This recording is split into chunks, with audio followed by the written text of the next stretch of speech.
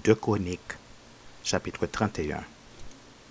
Lorsque tout cela fut terminé, tous ceux d'Israël qui étaient présents partirent pour les villes de Juda, et ils brisèrent les statues, brisèrent les idoles, et renversèrent entièrement les hauts lieux et les autels dans tout Juda et Benjamin, et dans Éphraïm et Manassé. Puis, tous les enfants d'Israël retournèrent dans leur ville, chacun dans sa propriété.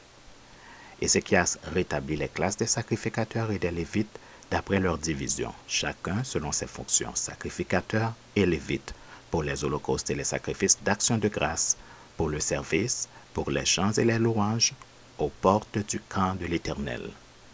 Le roi donna une portion de ses biens pour les holocaustes du matin et du soir, et pour les holocaustes des sabbats, des nouvelles lunes et des fêtes, comme il est écrit dans la loi de l'Éternel. Et il dit au peuple, aux habitants de Jérusalem, de donner la portion des sacrificateurs et des lévites, afin qu'ils observassent fidèlement la loi de l'Éternel. Lorsque la chose fut répandue, les enfants d'Israël donnèrent en abondance les prémices du blé, du mou, de l'huile, du miel et de tous les produits des champs. Ils apportèrent aussi en abondance la dîme de tout.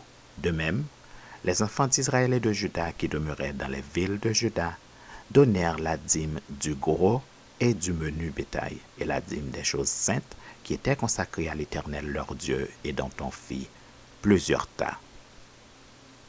On commença à former des tas au 3e mois, et l'on acheva au 7e mois. Ézéchias et les chefs vinrent voir les tas, et ils bénirent l'Éternel et son peuple d'Israël. Et Ézéchias interrogea les sacrificateurs et les lévites au sujet de ces tas.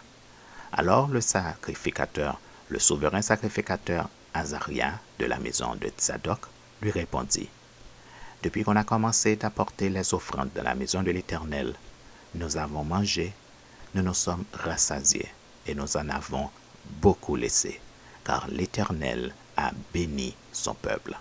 Et voici la grande quantité qu'il y a de reste. Ézéchias donna l'ordre de préparer des chambres dans la maison de l'Éternel, et on les prépara. On y apporta fidèlement les offrandes, la dîme et les choses saintes. Le lévite Cononia en eut l'intendance, et son frère Chiméi était en second. Jéhiel, Azazia, Nakab, Azaïel, Jérimoth, Josabad, Eliel, Jismakia, Makak et Benaja étaient employés sous la direction de Cononia et de son frère Chiméi, d'après l'ordre du roi Ézéchias et d'Azaria, chef de la maison de Dieu.